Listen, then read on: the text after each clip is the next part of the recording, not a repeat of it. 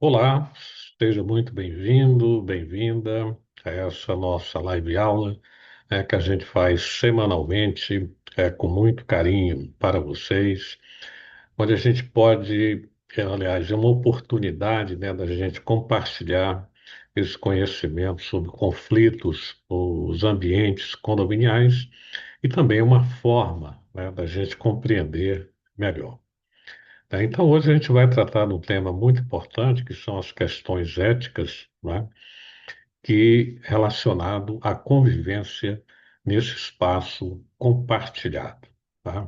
Então, vamos sempre fazer aqui o compartilhamento, né, da minha apresentação aqui com vocês, para que a gente possa, é, ir discutindo aqui as nossas ideias. Eu vou preparando aqui, como sempre, a minha caneta, né, para a gente poder trabalhar. Então, o tema de hoje, né, que a gente vai estar discutindo aqui com vocês, é ética e diversidade no condomínio, quer dizer, um compromisso coletivo. Tá? Então, a gente vai estar refletindo sobre essa pergunta inicial. O que o respeito e a empatia podem fazer pelo seu condomínio? Tá? Então, de cara, eu gostaria que vocês refletissem bastante sobre essa pergunta. Bom, então, vamos ver aqui alguns conceitos que a gente fundamental para a nossa aula de hoje, que é a diversidade e ética. Quais são os conceitos essenciais? Então, nós vamos começar a definir o que é a ética no ambiente condominial. Então, nós podemos dizer, que a ética ela vai além de seguir regras escritas. Olha aqui, isso que é muito importante a gente refletir sobre esse meio. Quer dizer, a ética vai além de seguir regras escritas. É sobre como nos relacionamos uns com os outros em um espaço compartilhado. Olha que coisa interessante aqui. Quer dizer, nesse espaço compartilhado, que a ética vai nos dizer que não é só seguir as regras que estão nos regulamentos ou na convenção, mas é a forma como a gente se relaciona uns com os outros. Então, isso é que vai ser caracterizado a ética nesse espaço. E o que é a diversidade dentro desse contexto que a gente está falando, né? Ou seja, essa diversidade, ela é uma realidade de qualquer condomínio no Brasil. Então, o que a gente tem dentro dessa diversidade?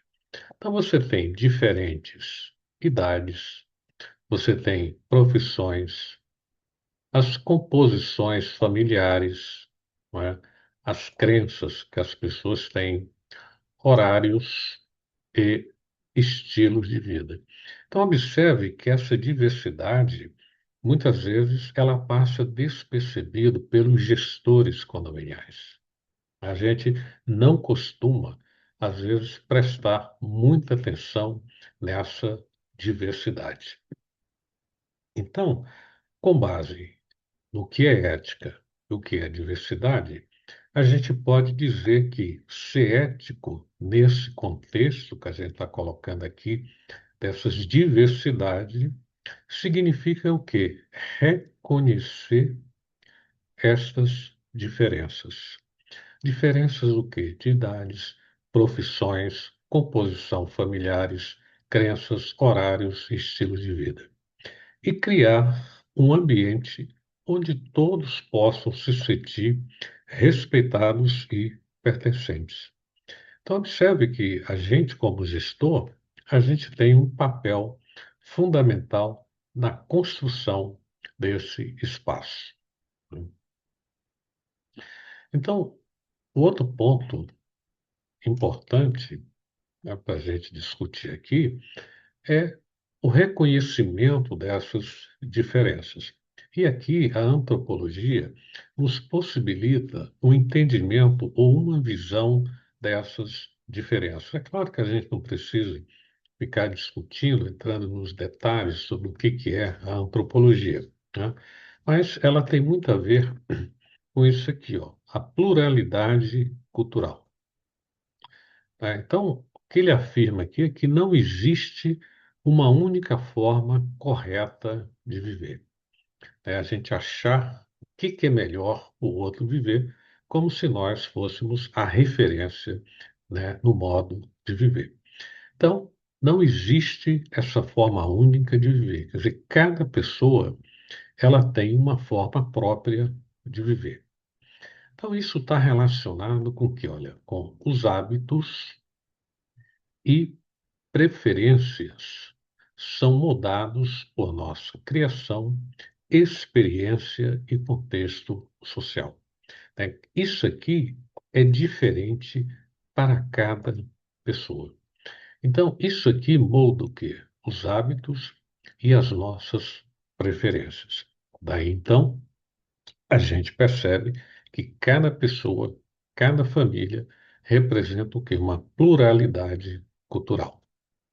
Ora, então, se eu tenho essa pluralidade cultural, como a gente está observando aqui, então, face a isso, os conflitos aqui, eles são o quê? Naturais.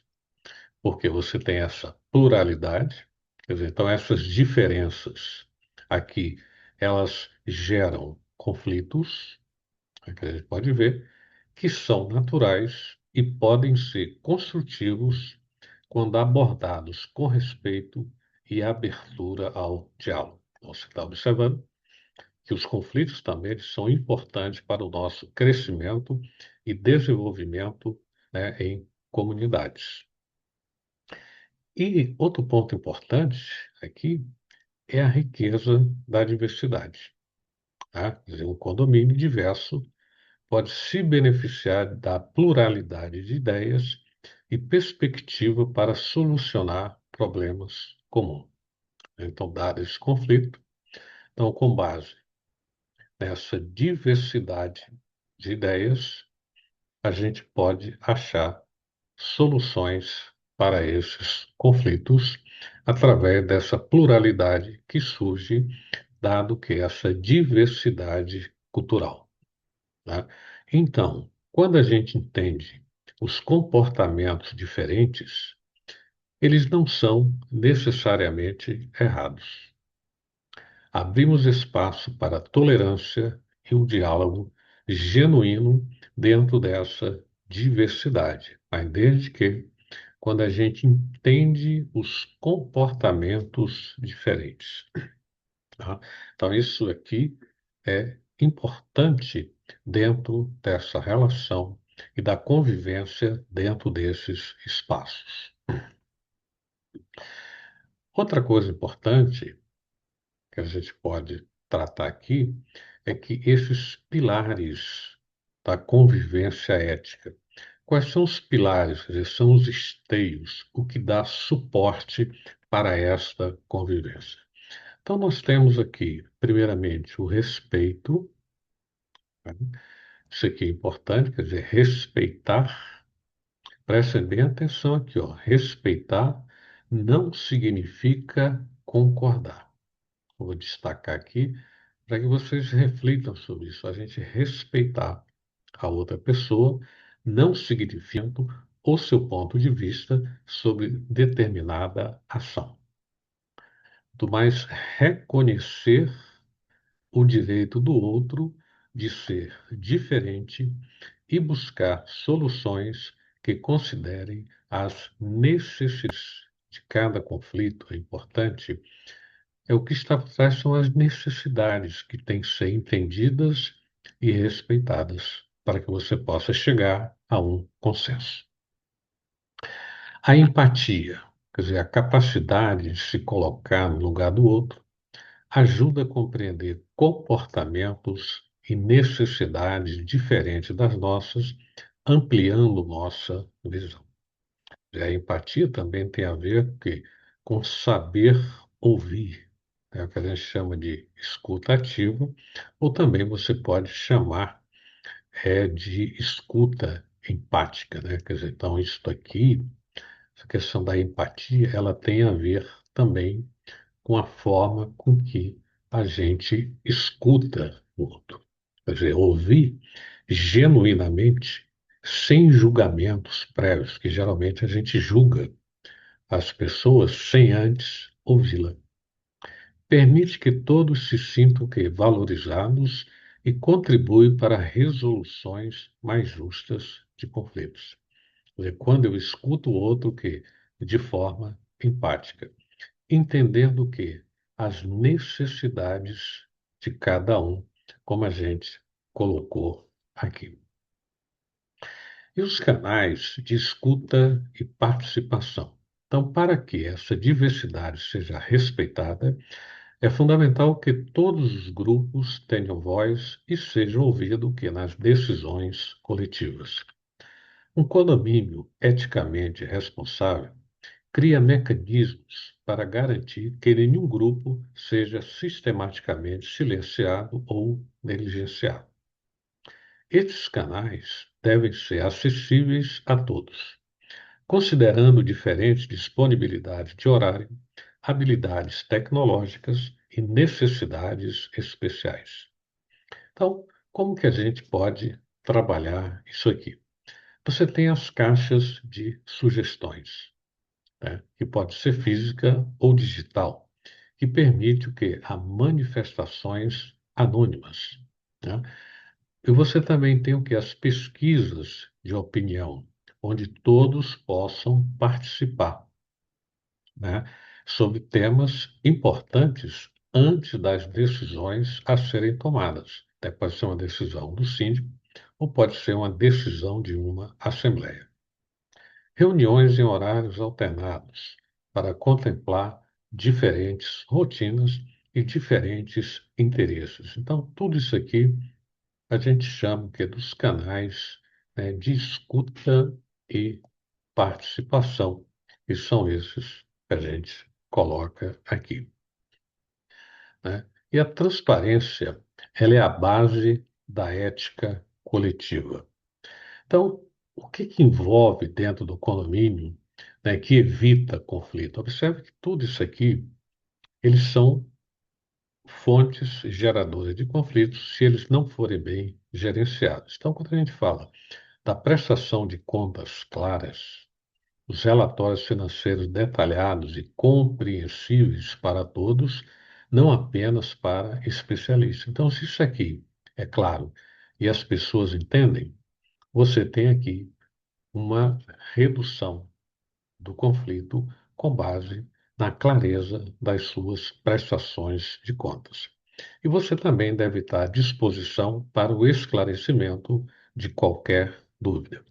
Aqui uma coisa importante na prestação de contas: as pessoas podem ter dúvida com relação ao entendimento, né, do que está ali colocado, mas não no sentido de duvidar da honestidade, não é, e da clareza dos números que estão ali expostos. As assembleias periódicas e reuniões regulares com pautas divulgadas com antecedência e atas acessíveis, né, para que as pessoas possam ter acesso às decisões que foram tomadas. E tudo isso aqui, a gente tem uma coisa que a gente vem falando aqui constantemente dentro desse processo, que é a comunicação eficiente, quer dizer, múltiplos canais para garantir que as informações cheguem a todos os moradores. Então, vocês observam que tudo isso aqui, ó, que a gente coloca, prestação de contas, assembleias e comunicação eficiente, se isso aqui não é feito de uma forma transparente, clara, com certeza isso aqui vai ser fontes geradoras de conflitos, né? Vamos ver alguns casos práticos de diversidade no condomínio. Então, por exemplo, crianças versus silêncios. O barulho das crianças brincando incomoda moradores que trabalham em home office. Solução ética: delimitar horários e espaços específicos considerando as necessidades de ambos os grupos. Observe que A palavra-chave aqui é necessidades. Essas necessidades é que devem ser atendidas. Quer dizer, se elas não são atendidas, isso aqui vai gerar um conflito. Percebe? Então, uma coisa que a gente está sempre dando ênfase é na questão das necessidades que estão por trás de cada conflito. Por exemplo, idosos versus tecnologia. Quer dizer, comunicada apenas por aplicativo exclui moradores idosos menos familiarizados com tecnologia. Solução ética: manter também comunicação impressa ou assistência para uso do app. Então, são soluções que você encontra para beneficiar e incluir a todos. Acessibilidade versus custos. Adaptação para acessibilidade representa custos extras. Solução ética: entender que a inclusão é um investimento coletivo e priorizar adaptações essenciais no planejamento financeiro. Né? Ações práticas para que a gente possa promover a ética e diversidade. Então, por exemplo, um código de convivência participativo, né? Elaborar coletivamente, aqui é a palavra, vou destacar aqui, que é elaboração coletiva, não apenas pela administração, de regras que considere as diversas necessidades. Aqui, mais uma vez, aparece a palavra necessidade, quer dizer, o atendimento das necessidades. Né? A mediação de conflitos é estabelecer processos estruturados para a resolução de conflitos, o que baseado no diálogo. E esse diálogo aqui, eu chamo a atenção, que é uma forma que de você entender as necessidades do outro. Né? Muito importante isso aqui. Comitê de diversidade, esse grupo rotativo com representantes de diferentes perfis de moradores para assessorar decisões. Olha quanto isso aqui é importante, que traz o que uma valorização e uma integração das pessoas. Treinamentos da equipe, quer dizer, capacitar funcionários para lidar com diversidade e situações que exigem o quê? Sensibilidade. Então, os funcionários a gente nunca pode esquecer que eles têm que ser treinados para lidar com a diversidade e situações que exigem o quê? Sensibilidade. Eventos comunitários inclusivos, quer dizer, festas e encontros que celebram a diversidade cultural do condomínio. Né? As avaliações periódicas do clima, você pode fazer pesquisas anônimas sobre a satisfação e sentimento de pertencimento. Você pode fazer essa pesquisa anual ou semestral. Né? Isso vai depender, né, da política de cada condomínio. Então, portanto, essas ações, elas criam um ambiente onde todos se sentem respeitados e valorizados. Quais são os benefícios de um condomínio eticamente responsável? Então você vai ter o quê? Menos conflitos, ambiente mais harmonioso e menos reclamações formais. Então, uma coisa que é importante, que essa semana eu estava conversando com o pessoal de Brasília, e a gente estava discutindo exatamente isso. O prédio, né, que essa pessoa mora, ele tem tanto conflito, né, que você não consegue vender o imóvel pelo valor de mercado dele, porque ele desvaloriza o patrimônio das pessoas. Né? Isso aqui é uma coisa que tem que ser bem entendido, né, pelas pessoas também, né, que o conflito faz com que o imóvel perca valor. Agora, se você tem o condomínio que é ético, então o que que acontece? Ele tem menos conflitos, consequentemente, ele vai ter uma valorização melhor, porque ele se torna um ambiente bom para viver e para conviver.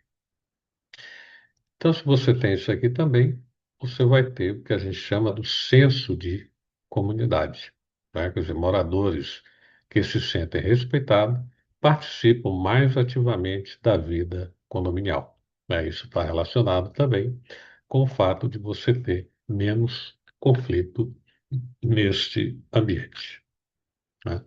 E a responsabilidade social, ela é um compromisso de todos. Quer dizer, a verdadeira ética condominial não está apenas nas regras escritas, mas na disposição diária de cada morador em contribuir para um ambiente onde todos possam florescer.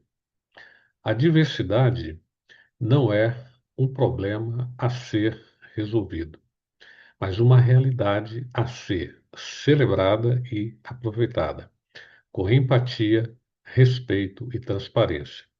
Transformamos nossos condomínios em verdadeiras comunidades. Então, isso aqui também, como a gente está vendo, ele tem muito a ver com o que a gente chama da responsabilidade social, que é a valorização dessa diversidade com base em suas culturas, né?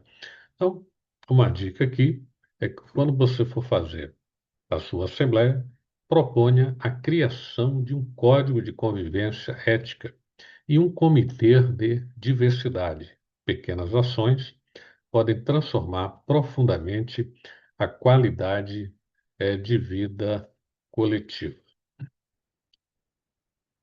Opa, deixa eu voltar aqui.